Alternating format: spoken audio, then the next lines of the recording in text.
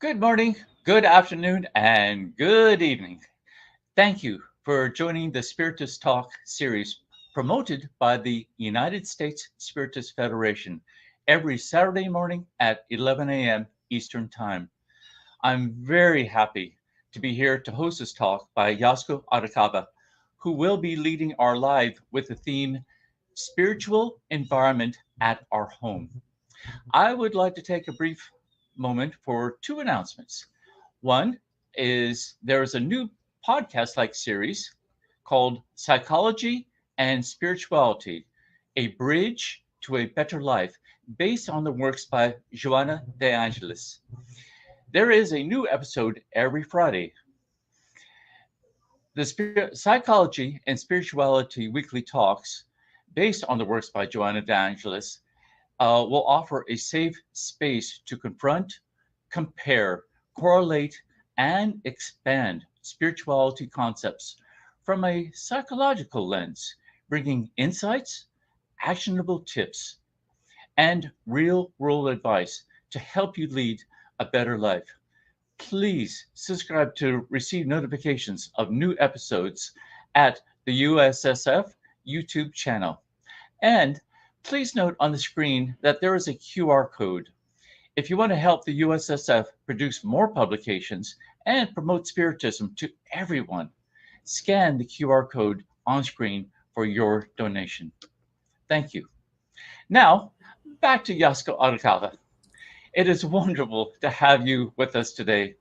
Together with everyone who is watching this live broadcast now, I want to give you a very warm welcome. It is so good to have you here to discuss spiritual environment at our home. And I am sure all of you are as eager to hear from Yasko. Before she starts to enlighten us in the next hour, please allow me to formally introduce her. Yasko Arakawa, a biomedical researcher in the field of neuropharmacology, recently retired from the University of Maryland School of Medicine and is currently living in Santos, Brazil.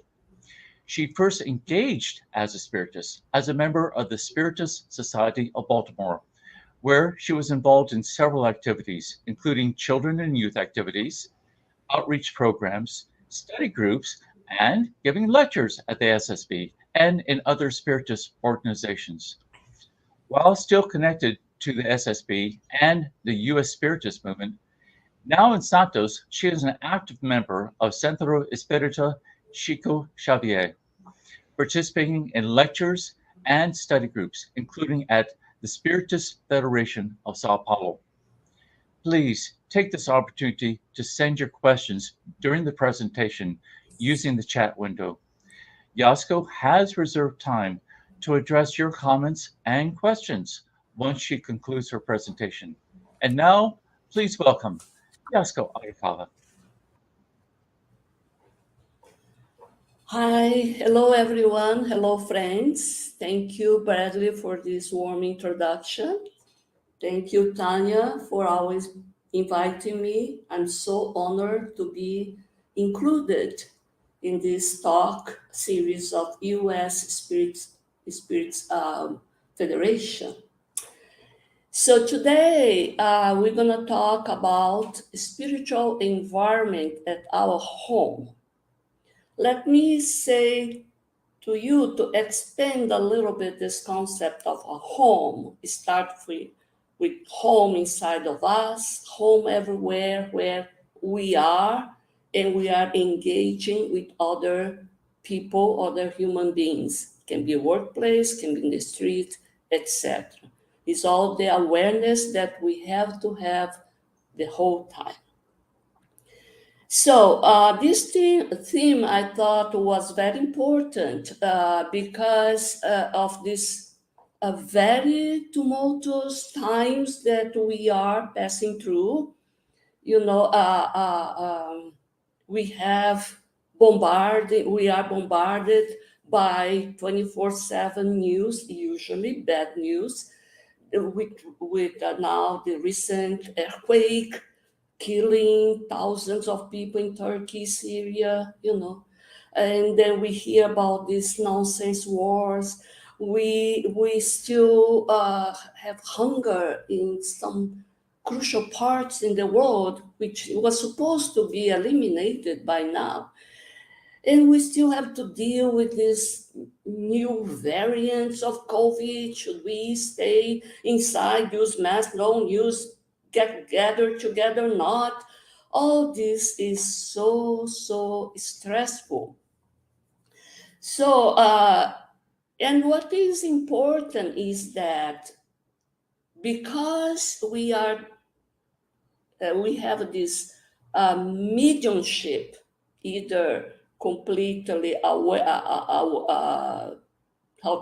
opened or not, we sense, we exchange all this environment, energetic, vibrational energy. We are affected because as we are immersed in this ocean that we call the universal cosmic fluid. But while I'm saying, be careful in which environment we are in because we are absorbing, let us ask, what kind of wave, mental, emotional wave, vibration I am creating, I am emitting to, so contributing to this whole spiritual, energetic, vibrational environment. So we are part of this. We are not only recipients, we are also creating and emitting. So we have to be very careful. So we have to consider why we are as humans so sensitive to this, so vulnerable to this ambience, to this spiritual magnetic ambience. Is there something that makes us distinguish ourselves to other animals? Well, we know that all this, we have to know why, what we are, because we know that this all what we are sensing reverberates in some illness, some disorders. It can be very physical, not only psychological, neurological, but can be very physical. Who didn't notice some joint pain, a stomach ache, headache, migraine after some stressful incident? It can be even more serious. It can be a cardiorespiratory problem, arrest, even with very serious consequences, even be fatal. So we have to be always aware what we are, what makes me so, what touches me more, what makes me more vulnerable, and also what I do to others. Consider that the other one is also a human being, sensitive as I am, vulnerable as I am, imperfect as I am. Okay, so let me see here. Let me pass the... If you see here, we're gonna touch a little bit about mirror neurons. That is more science behind why we are so... I think it's going too fast. Let me go back here. Is it? Okay, next. Okay, so we as are humans built in to create, to receive, and transmit mental emotional waves. Those mental emotional waves, like we say, is made of ideas and emotions. How did humans got so much in this situation? We're gonna say sometimes it's good, sometimes is kind of bad in a sense that can create problems to us. Well, this is all due to what we call physical and mental evolution, especially of our species called Homo sapiens. Homo sapiens, very clearly, when we reach this stage of evolution, we are equipped, we are like an individualized spirit, equipped with the capability of continuous thought. So mental activity, ideas, thought is made by ideas and emotions, like I said. We are also equipped, we start to be more and more equipped with the memory stage. So I can remember what I did yesterday and analyze if the experience was good or bad, was good or bad for me, was good or bad for the others around me, and have the free will. I start to have the free will to decide whether I want to repeat it because it was pleasurable, or reject because it was bad, or even have some ethical, moral analysis of whether, although is pleasurable to me, if it is good for the others around me. Okay. All of this is evolving in what we call social cultural evolution. And from that, we learning, we transmit all the information that we gathered and pass to others, to the ones that are with us in the group or to our offsprings. And so we start to construct what we call our social cultural identity. So the individual has all this capability, but the collectivity, the group also acts almost in unison in order to contribute to all this database, emotional and of ideas. Okay. So if you see here to the right, Homo sapiens appears 200,000, some says almost 500,000 years ago, depends how we started to find the fossil, how much older we were sapiens, etc. However, the things start to be very bulky in terms of socialization and exchange of this mental, emotional vibration, not only information, but vibration. When we start to really gather, settle in groups. And that happens only like 10,000, 12,000 years ago. How? When people that were before just a hunter, like I say, hunter-gatherer nomads, we began to settle down. In this region we call Fertile Crescent, which is the region of Mesopotamia between the two rivers, Euphrates and Tigris, which was a fertile place together with the Nile, and where they start to develop agriculture and to breed, to raise the cattle. So the main driving force was always food to survive. So as a nomad, they're gonna hunt what is found, you're gonna gather what the seed, whatever is in the ground. However, once you settle, you have to have ability to now raise agriculturally some food. And now it starts the problem, because I, with my still imperfect, as an imperfect spirit, I start to build up my selfishness, my group, only for my group, only for my family. Let's see if the neighbor group don't come to steal my food. And they're also thinking the same way. So there it starts already these problems of wars, killing others, and we know the end of this is still hanging to this day. Let me see.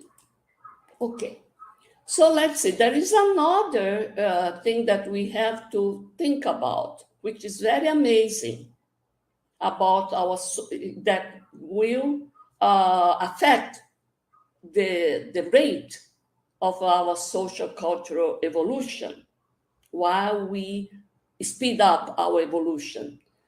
Well, animals like giraffe, horses, as soon as they are born, the mother kicks them to stand up and run.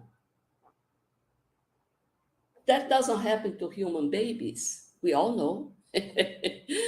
Human babies are born so helpless.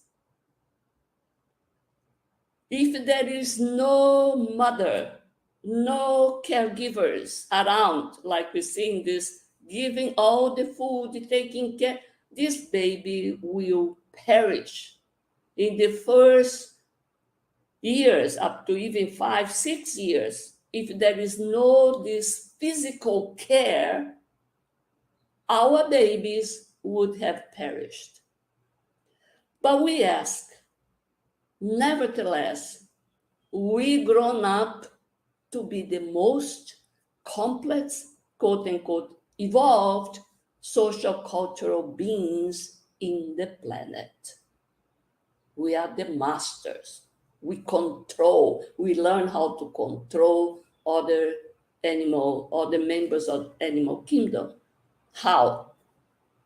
By developing, like you say, intelligence, all type of intelligence, intellectual, social, emotional, and now spiritual too.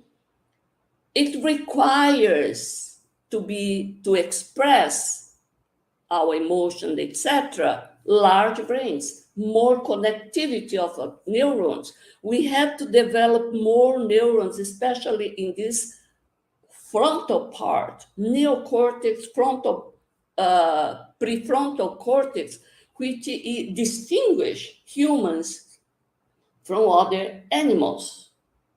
Is the place where the abstract thoughts is developed, how we learn to plan strategically, to see the surrounding and see which will be the best way to conquer what we think we want.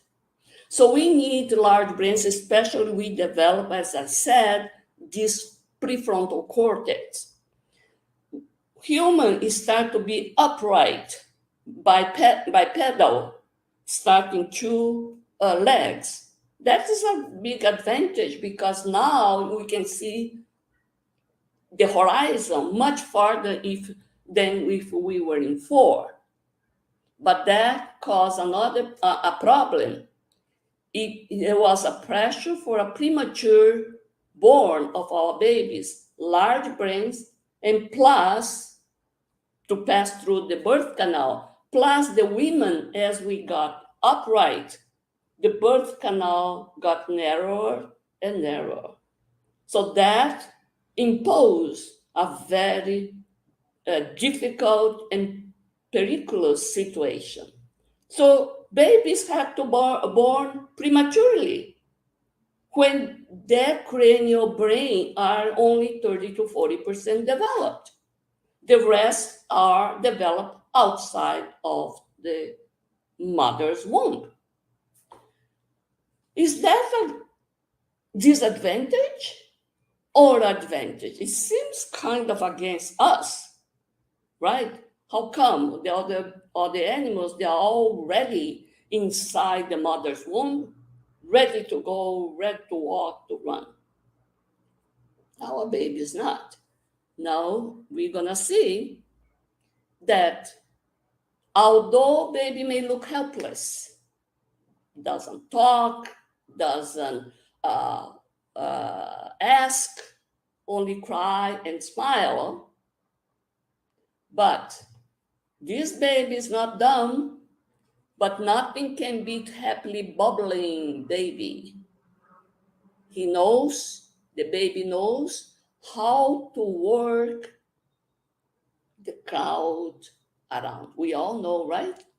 A toothless smile here, a musical skill there. We all fall in love. We all want the baby to repeat that gesture, and that what goes to its memory, to the baby's memory, as a good thing, as a positive reinforcement. This primatologist, Sarah Bluffer-Hardy, says, the extraordinary social skill of an infant are at the heart of what makes us human, through its ability to solicit and secure the attentive care, not just of its mother, but the many others around. The baby promotes many of the behaviors and emotions that we prize in ourselves and that often distinguish us from the other animals, including a willingness to share, to cooperate with strangers. So we learn with this exchange love and care with the surrounding adults that if the baby doesn't do certain things, the mother's smile disappears. Or if he does the opposite, all this, he has a reinforcement. So this is going already to his memory bank.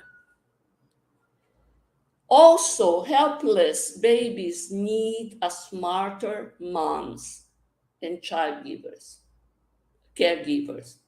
So mothers, like to say, if the baby, you guys that were parents know that you have to try to decide to see what the baby wants. Is this cry for pain? Is this cry just to get attention? Is this cry what? So dumb, like this article said, dumb babies need a smarter adults, moms. And they all learn how to analyze and how to identify each of these movements that the little baby without words are delivering. So needs some smart mom. So let's see So let's recapitulate. So we are born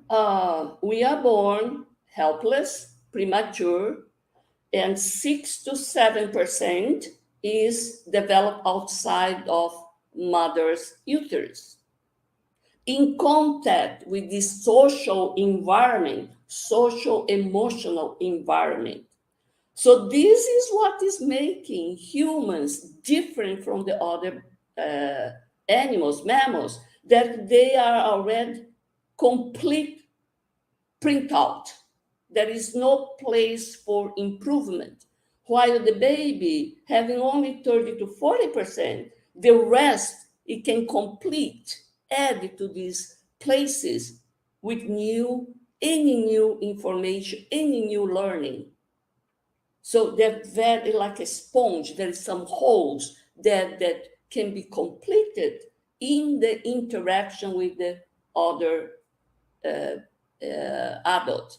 But there is another thing that is very interesting for this fast social cultural evolution. It's called mirror neurons. These mirror neurons were first discovered by this Italian neuroscientist Giacomo Risolati in Parma, Italy, 1996. They all knew, they were doing experiments, they all knew that when the monkey would grab a banana and eat, this motor action activates some motor neurons in some place in the frontal cortex. That was known. But then the interesting thing that happens is that one of the researchers entering the room, grabbing a banana, peeling the banana and eating it. And the monkey only saw it, but the same neurons fired. So no matter you do the action or you see somebody else doing the action, your brain reacts, responds. Imagine how powerful this mechanism of learning is. So mirror neurons are what enable humans to spread knowledge so quickly and effortlessly. So if a baby see the mother doing this or that, it doesn't need the baby to do it. Only looking the reaction, looking the action, the baby is learning. His mirror neurons are firing, and then the learning occurs very quickly. So it's called the imitation. Is very powerful, this capability to imitate skills. You imitate complex skills, and very quickly that knowledge is spread and is the basis of our civilization, the social cultural basis of our civilization. Mirror neurons allow us to grasp the minds and the intentions of others by feeling, not thinking. Mirror neurons are the neurons for our capability to express empathy. I cry when I see a movie of some child being, suffering. The mothers know that when the child is in pain, she cries together, So these neurons allows to read almost the mind and intention of others, and that to put in the place of that person. So that is called empathy. That is called compassion. So we have this, we are hardwired with this in the way to be empathetic, compassionate, to learn very quickly, just watching the surrounding. So here you have the mirror neurons are involved in this emotional contagion. One start to be happy, the other group is happy. One start to be down, everybody gets to be down and sad. Yawning also, I start to yawn and every group start. The baby learns with the mother doing this, or between the two babies, compassion. And also, I'm not going to talk about that mirror neuron therapy, the mirror therapy in stroke rehabilitation, in this fountain pain, like limb pain, etc., is used the activation of mirror neurons. Okay. So let's see what we have to watch and be careful, be vigilant. So the smile to the right, I have a beautiful baby. The smile is so contagious, like we saw. Mirror neurons is behind the emotional contagion. So I see a baby smiling, I almost want to smile. But if it cries of pain, I also suffer the pain through mirror neurons. So we are transmitting our emotions and action wherever we go.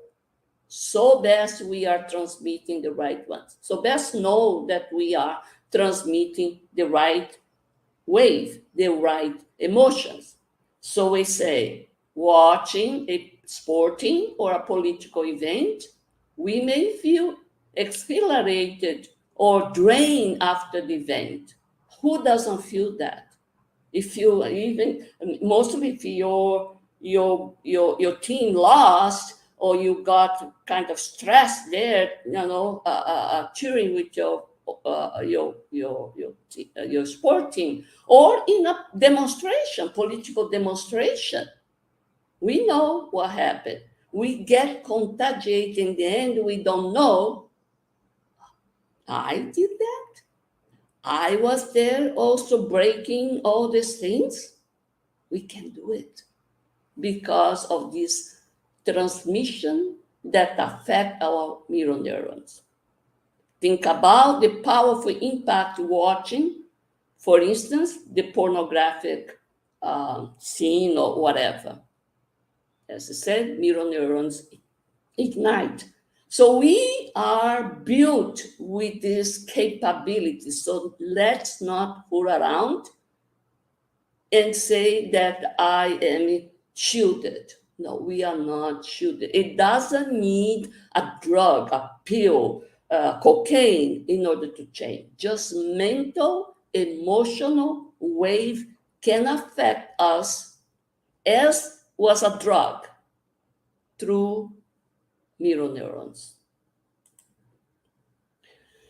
So, with all these problems, good and bad also, there's some good acquaintance with through the evolution. Spiritism is the one that offers the understanding, deeper and most broader understanding of all these problems, including the spiritual, environment, not only the emotional, the ideological, but also the discarnated spirits contribute to this environment. So the Spiritist gives this understand resources to cleansing, to harmonize in both planes. Here, the physical and the discarnate, because we know we are immersed in together. So we are immersed in this psychosphere, we call psychosphere, created by constant emanation of thoughts and emotion. Remember, we are now at the stage of individualized spirit, because we know we can emit continuous thought. Before, it was fragmented like in other animals. So we create the psychosphere with the constant emanation of thoughts and emotion. As social beings and mediums, we affect, and in turn are affected by our interaction with the mental vibration of other people, both incarnate and discarnate. There is a problem because Earth, as presently a planet of trial and expiation, you can imagine that the beings, the spirits that are incarnate are imperfect. So I am imperfect, but the others that I am connecting, interacting with, also are imperfect. And now can become very toxic, this environment, very quickly. That is why Jesus advised us, be vigilant at all times. All times. Don't let your guard go down, and pray. So, like I said, the psychosomatic illnesses spanning from muscle joint pain, GI disorder, cardiovascular respiratory disorder, all levels of psychoneuronal disorders like anxiety, panic attack, etc., depression, originate in the increased level of stress.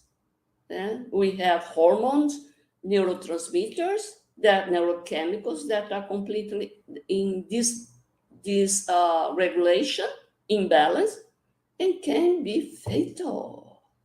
Little can be have a life-threatening ending. So let's see what Kardec says. Like I said, the Spiritism is the doctrine to help us more thoroughly, more efficiently, let us say, not that other doctrines won't, but goes to the point. Spiritists go to the point. Say there is, yes. Kardec asks, do spirits have any influence on our thoughts and actions? By law of affinity, don't forget, they say their influence on you in this regard is greater than you suppose. For very frequently, it is they who guide you. Wow. So I have to know which kind of spirits are connected, guiding me. Is the law of affinity. 60. Do we have our own thoughts plus others that are suggested by this spirit? Is a long answer, but I got an excerpt for this. Well, there are always a combination of your own ideas and other spirits' ideas. So it's a combination. So, of course, Kardec is, well, how can I distinguish if it's mine or theirs? Your own thoughts are usually those that occur to you at first impulse. But then you say, well, yes, I should do that or not. Oh, but that person doesn't deserve. Oh, why not? Why now? Perhaps later. Oh, now comes my me arguing. And now when I open the space, depends on what I'm emitting, other spirits of low quality, it can enter. Yes, why don't you just do later? Well, the person doesn't deserve, something like that. Reinforces the problem, my first thought. So, in order for me to be aware of all this, because we are surrounded, we are in an environment that can be very complex, harmful, sometimes even toxic. And Jesus said, look, be vigilant. But sometimes, this is a learning process. I cannot suddenly be totally vigilant and change myself. So I have to start to transform myself inside, have an inner reform, inner transformation, a sad person to a very, nice, happy person. Paul of Tarsus in Romans 12, chapter 12, verse 2 said that, do not be conformed to this world. Don't just stay in the same issue, same issue, but be transformed by the renewing of your mind. Then you will be able to test and approve what is the good, pleasing, and perfect will of God. People want to keep doing the same thing, but having a different result. It doesn't happen. We have to change. We have to put an effort for the help from the high, from our mentors, benefactors to come through people that are around us. They inspire other people to help me, to give some advice, etc., etc. But I have to give the first step. In question 919, Kardec asks, what is the most effective method for guaranteeing self-improvement and resisting the attraction of wrongdoing? So for my inner transformation, for my self-improvement, the philosopher of antiquity once said, know thyself.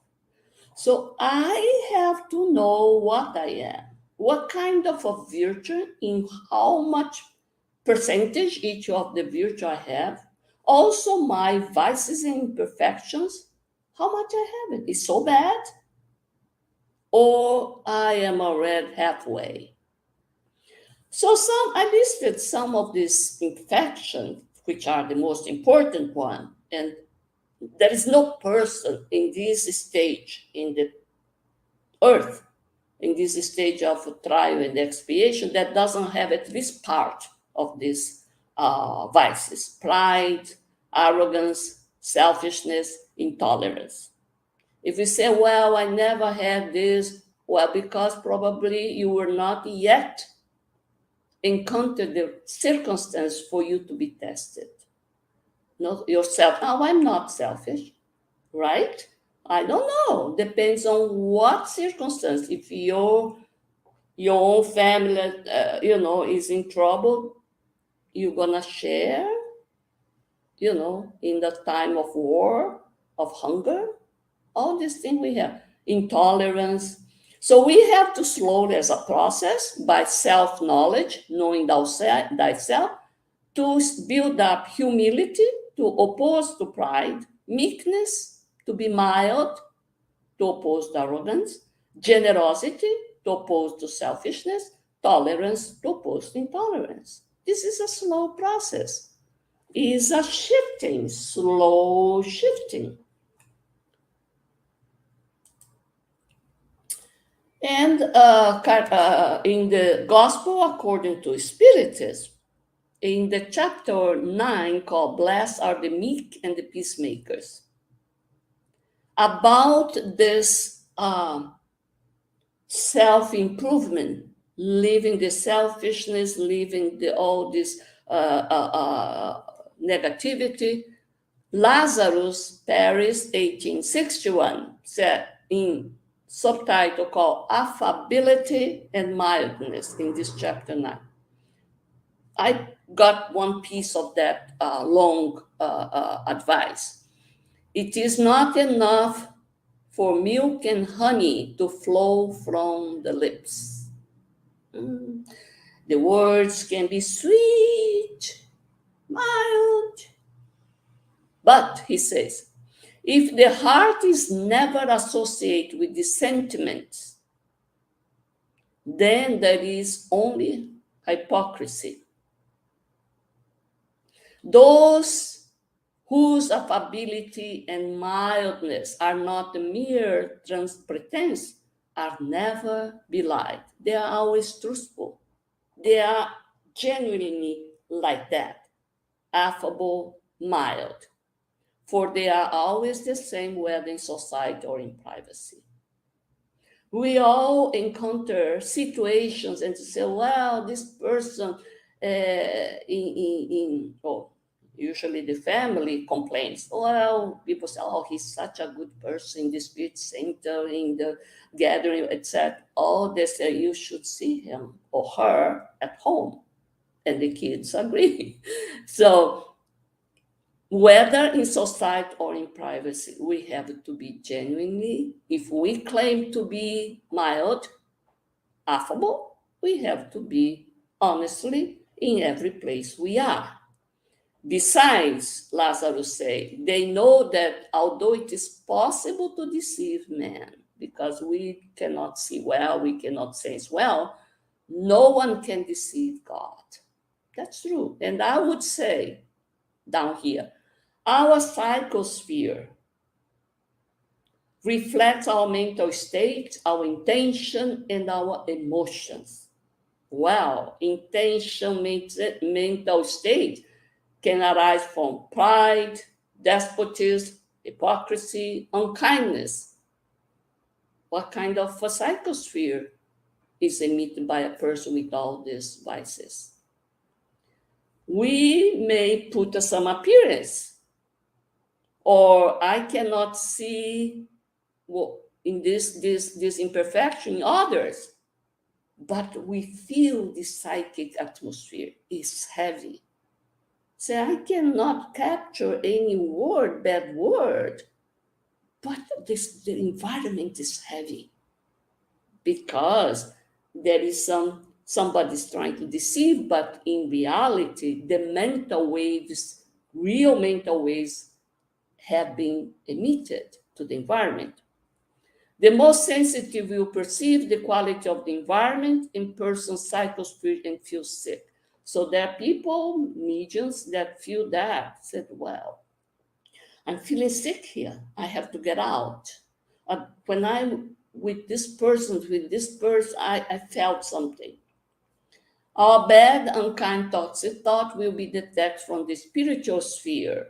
Our mentors, our people that are there, they see us as ugly, heavy, dark images. So we can't deceive. We deceive all the fellows because we are incarnating this heavy garment that we don't see much beyond our visual field, but not our psychosphere on those that can read it, can sense. So let's make one test. We know that optimistic person emit some kind of nice, pleasant wave, vibration. And the pessimistic person, the opposite, bad, hurtful, dark. So, because we cannot deceive what you are, we emanate, the quality what we emanate is what we are. If I'm optimistic, I cannot, pessimist, I can say, oh, I'm optimistic. No, because if I am pessimistic, is what is emanating. Is the thing of half glass empty, half glass full, and how I deal with these situations, badly or in a very, nice way, even with some humor. So they say that optimism is always is more due to left brain, and the pessimist to the right brain. So we have to have this balance,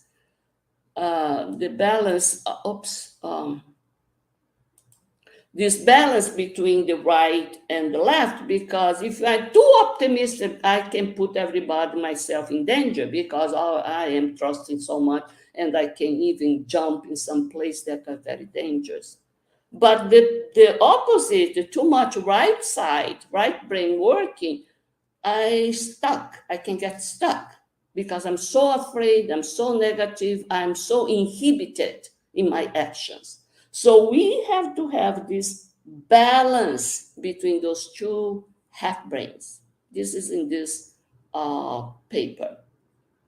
So the question is, having a pet, for instance, any of this pet, how do you state? Number one, having a pet is good, but demands a lot of work. Or, having a pet demands a lot of work, but it is good. So the first, a pessimistic person would state that. And the second, an optimist.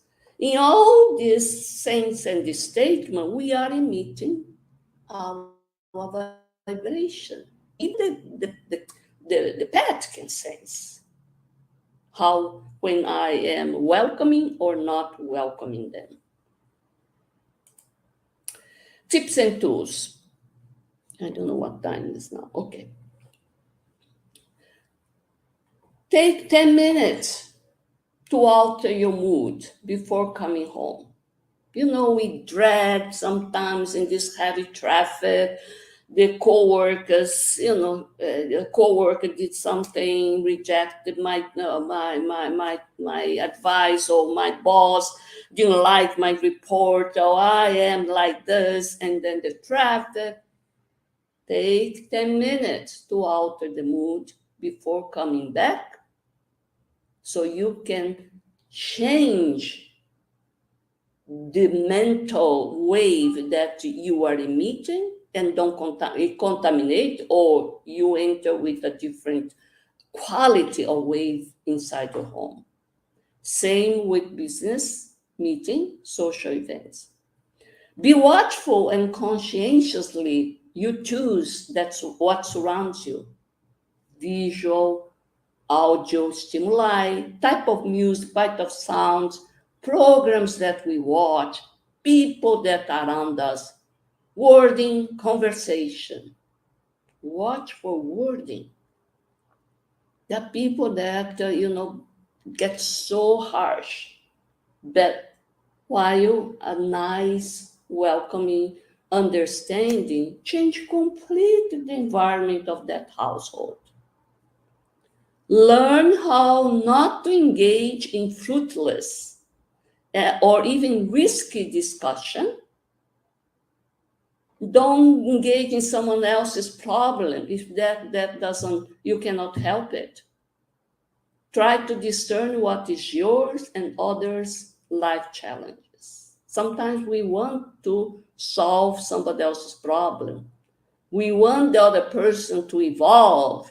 Well, that doesn't work like this. So this exactly, learn not to engage. I got this piece of advice, or at least advice of the protocol that Kardec used for himself.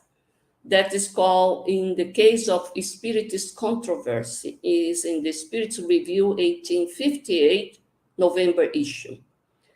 At that time of Kardec, he was surrounded, he was almost,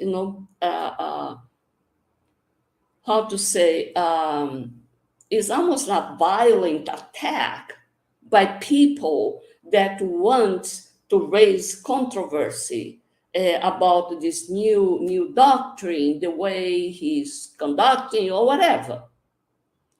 So he says about this: we believe that in certain cases, silence is the best answer. For us too, sometimes silence is the best answer. Why enter in the controversy? Furthermore, there is a kind of controversy from which we normally abstain. We don't get involved. The one that can degenerate into personal attacks. Well, this happens a lot among us in this stage that we are now in this planet. It goes all to personal level. I don't know if it's because of the way, the tone of voice, or because our sensitivity. We are so sensitive to any criticism or whatever, but can be the other ones that are using not a good tone of voice. But anyway, he says he doesn't engage in those issues that can degenerate into personal attack. However, there is a controversy, and then there is controversy. He says, nevertheless, even here, there is a distinction to make. There is one before which we shall never retreat. We don't run away. It is the serious discussion of the principles that we profess. If handling only general attacks addressed to the doctrine without a determined objectives rather than criticize, and if they come from people that systematically reject everything that they cannot understand, they don't even want to understand, those do not deserve our attention. But there is what we call useful controversy. It will be useful whenever it takes place among serious people that are respectful enough not to lose decency. We open that to discussion, prepare to renounce to them if demonstrated that we are in error. He is very, very, I'd say, good sense person. Okay, what are the other tips? We saw that, be careful not to engage, be careful to avoid the controversy, but how about we do, but the other ones come to this load with things and seems not to be listening, not to be sensible? There is the recourse of prayer. Prayer is very, very, very effective and can help us to how to say, harmonize this emotional, mental vibration, the psychosphere of inside of us, of our home, any collective gathering, etc. Here I put the different types of prayer and different faith.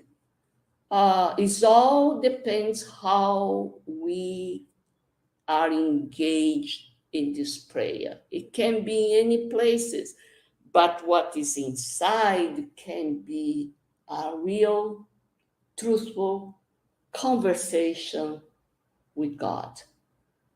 When Matthew says, ask, seek, and knock, ask and it will be given to you. Depends what we ask.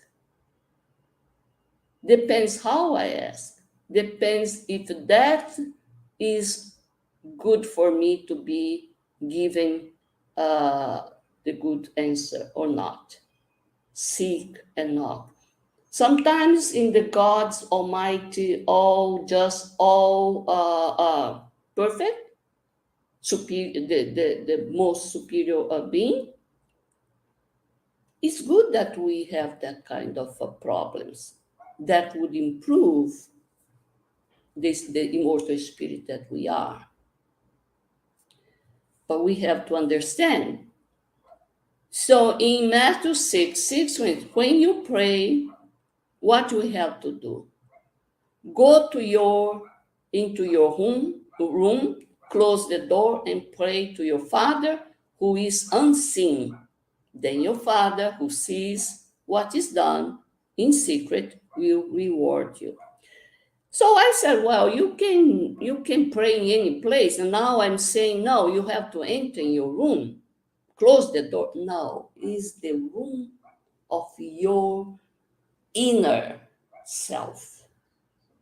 The door that goes beyond to the external environment.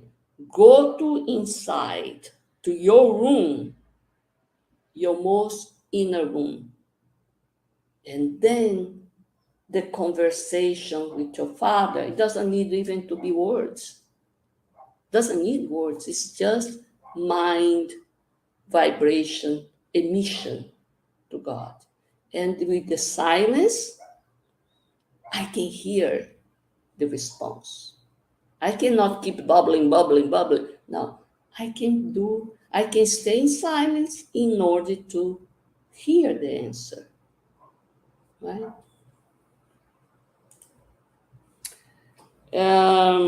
I think I'm not going to go through this parable, but if you want to check later in Luke 18, the parable of the Pharisee and tax collector is when Jesus compared the way the Pharisees is praying to God, say, oh, I'm this, I did this, that, and the tax collector is humbly there asking for mercy.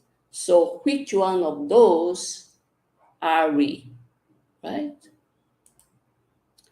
Another tool, very important tool, is, of course, the gospel at home, which is the weekly, can be weekly, and sometimes if we need more, can be every day in a certain time. We do gospel at home with the enlightening reading, a good discussion that can be that is related to, can be related to the problems that we have, that we are going through, but in a calm way, and asking for in a prayer, asking for strength, asking for hope, asking for calmness, understanding, and also passes that it can be done in the Spirit Center. And here we say that the person, either in the gospel at home, when the passes, the inside environment is very healthy, is very healing, and it can be even heal the surrounding, not only the people that are inside that environment, but outside in the neighborhood, in the city, in the state, in the continent, in the other side of the continent, because the very ultra fast waves that we meet with the very high quality vibration, it goes very far away, even to the other side of the globe. So we have to learn how to choose environment, words, everything in order to make a higher level of vibration, in order to contribute to that spiritual environment wherever we are. So that's what I say. Spiritist offers the understanding and the resources for spiritual cleansing and harmonization of both planes of life. Thank you for your attention. Thank you ever so much, YASCO, for the wonderful reflections you provided. We are now open for comments and questions from the audience. From the United States Spiritist Federation, how can we develop or nurture feelings in babies born with limited eyesight or hearing? You know, we are spirit, especially babies. Babies are still very much connected, is not fully incarnated. It's almost a person that is in coma. We say, well, he's in coma, doesn't matter anymore what I know. Because when we are adult, of course, we can emancipate from the physical body, because we are fully incarnate. But we can emancipate, and as an emancipated spirit, we can hear, we can see it from above. But the babies are much more in the other side than incarnated. So all what the mother would say kindly, with all the love, all the music, her voice, the tone of voice, the colors that you put around, this will be sensed by the spiritual eyes, the spiritual hearing that the baby has. So it is very, very important to maintain this harmonious, low key voice, nice music, no sudden bump, and put the colors. They're gonna see from the whole body. That's my way to see it. Oh, wonderful, wonderful. Thank you. From the U.S. Spiritist Federation, we have a question. Are our mental vibrations also active during sleep? Sure enough, we see also during sleep, we have all these different phases of sleep. And when we are in the deep sleep, we have this REM phase, the rapid eye movement, where we metabolically, we're very active, and also is when we have what we call this dreams. It can be a very clear dreams or something more foggy when we wake up. So we are always, we are spirit, and the spirit doesn't sleep. The spirit is the one that emits the mental vibration. It's not the body, the brain. So through the mental body, the spirit is the one responsible for the mental, emotional vibrations, and is sending to the universe cosmic fluid, And because we are all surrounded, one will, by affinity, capture. So, yes, during sleep, it happens. It happens. That's why they say, do the very intelligent sleep. Before you go to sleep, please do not watch those horrible, movies that is killing, massacring everybody, or the war that is war news, because it's that what is impregnating my brain. So the fourth thing that will go is what the spirit sends, because it's always a feedback. It's a mutual. The spirit changes the body, physical body, but the physical body also can, through the perispirit change, affect the spirit, also the condition, emotional, and so the mental vibration that is emitted. So, oh yes, no doubt about, yes, we have to take care of the quality, yes. That is very, very good to know. Thank you. From the Spiritist Network, since some of us spend more time in our work environment, what is your suggestion to avoid spiritual disturbances? Well, one thing, we cannot control what the others are thinking, what the others will say suddenly to you. Sometimes we can foresee and we can squeeze out, but not always. Not always. Most of the time, for sure, we cannot control. We can control the way we react to these outside impulses. So that's it. That is a difficult thing, because the first thing we say, how come this person is coming to me? Well, there is no things on how come this is not just or whatever. No, because I'm going to be the one to suffer. So better not to come and ask for justice when the justice won't come. It's me that have to be shielding myself, but for that I have to know myself to see, well, I have a sore spot. I may be shielded for some kind of insult, but not to others. Well, we have to be aware what kind of insult, in what kind of circumstance is the triggering point. But only I will know. I may be calm in many circumstances, but that one, if they step in that sore point, I will become, like we say, an animal.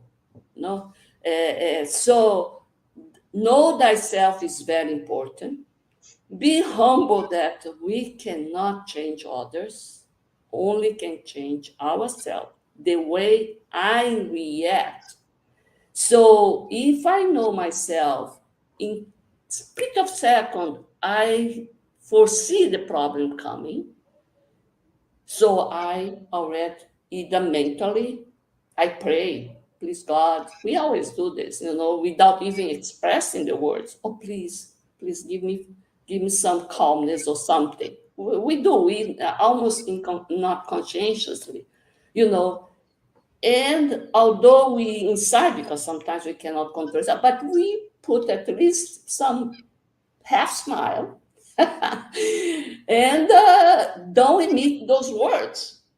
And be careful the way you look at, because the person senses inside of you through the way you look.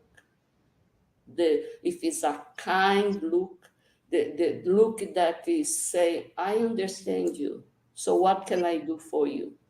Or, how come?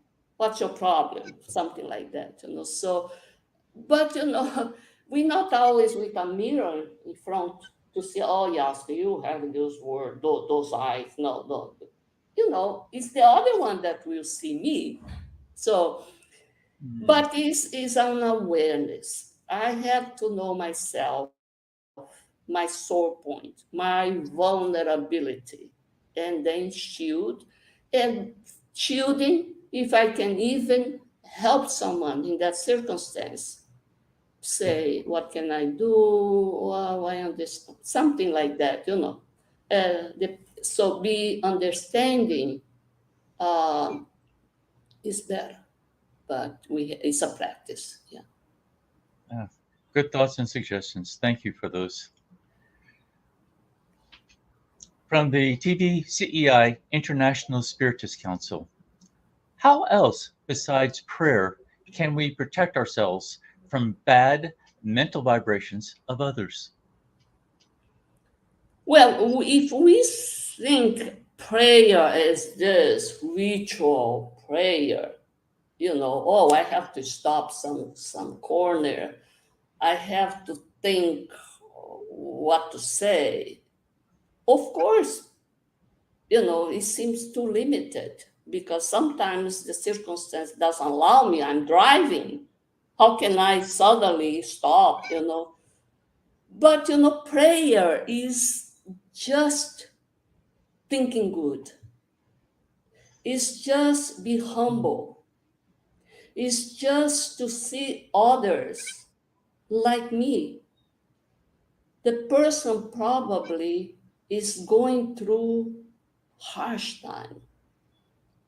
And I have such a limited view of that person in that narrow time, narrow encounter.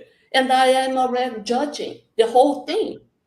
Oh, the person did this because the person think I am this. No, the person didn't think nothing about you. You're not that important.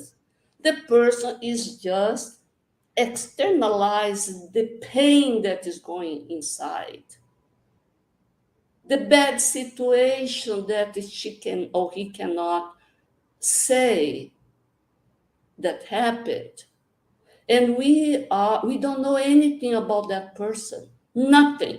But from a very narrow data resume, we already emit a judgment.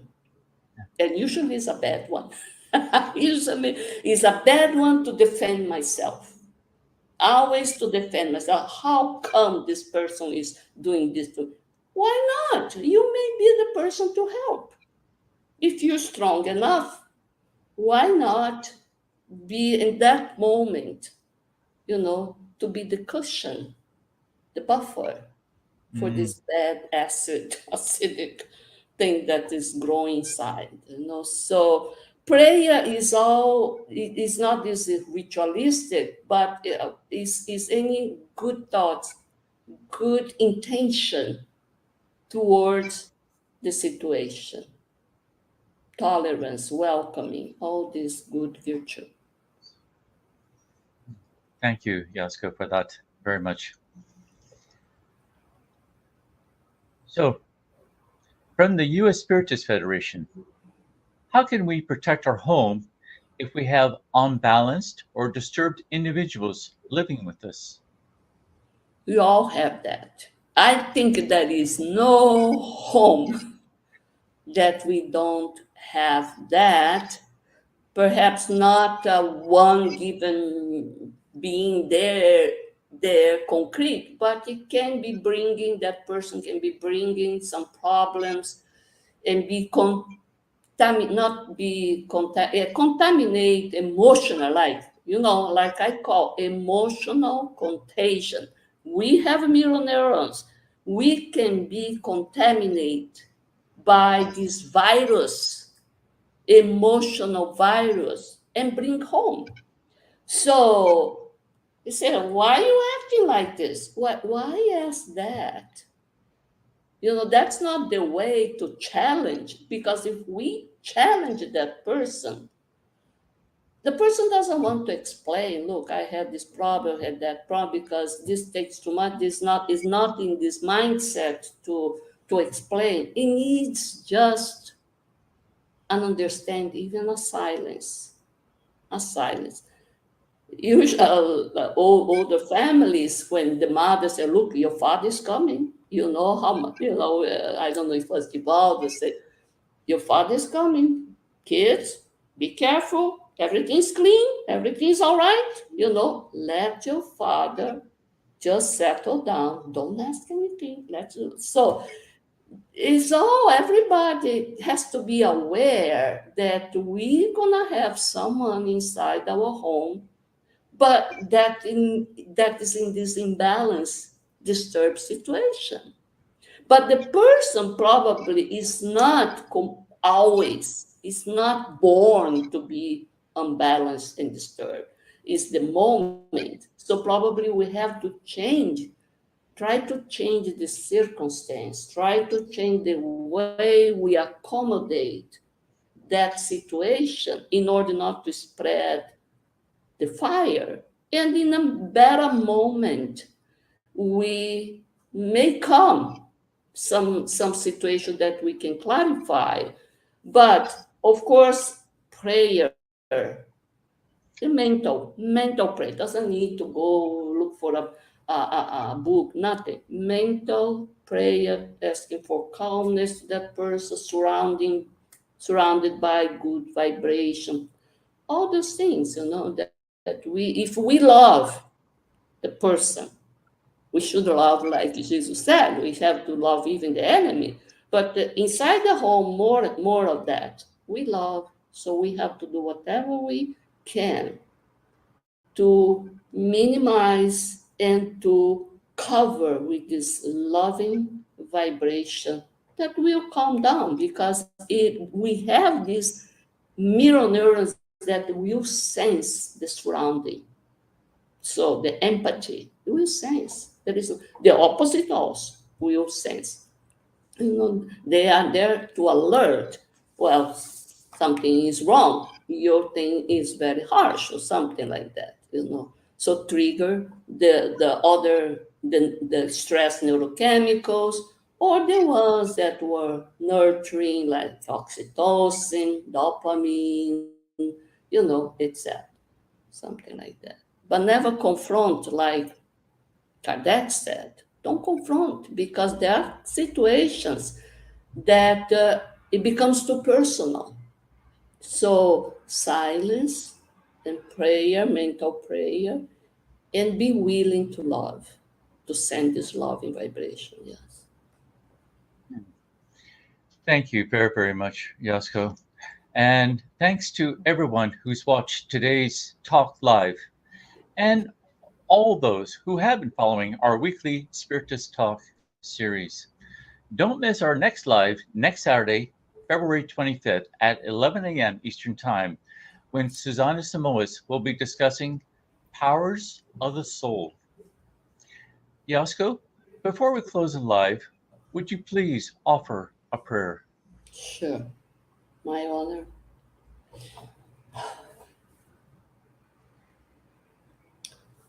So let's prepare ourselves, calming down, trying to visualize beautiful, harmonious landscape, music, in order to prepare to talk to God, to talk to our mentors, benefactors that are following us, accompanying us for so many incarnations, millennia, to say thank you all for had allowed me to come to this time, in this environment, in this group, plenty of knowledge about Spiritism, helping tools for us to harmonize ourselves and to be the best we can be, emitting the best of our mental waves, and contribute to the betterment of this world. inside our home, in our working place, any place. Let's contribute. So please help us to contribute, inspiring us to contribute to good thoughts, good emotions. Please help those that are in need all over the world, those that are feeling so weak, so helpless. Please help us or the ones surrounding them to give the help. Please give the strength to the mothers that are now crying for their babies, to the child that is crying for their parents. Give the strength and also inspire those that are around them to give the best of their service to their love. Continue to be with us, so for us to steadily go to our journey in this planet Earth with the help of our friends incarnated and also all the team of the discarnated spirits. Thank you for everything, and so be it. Thank you.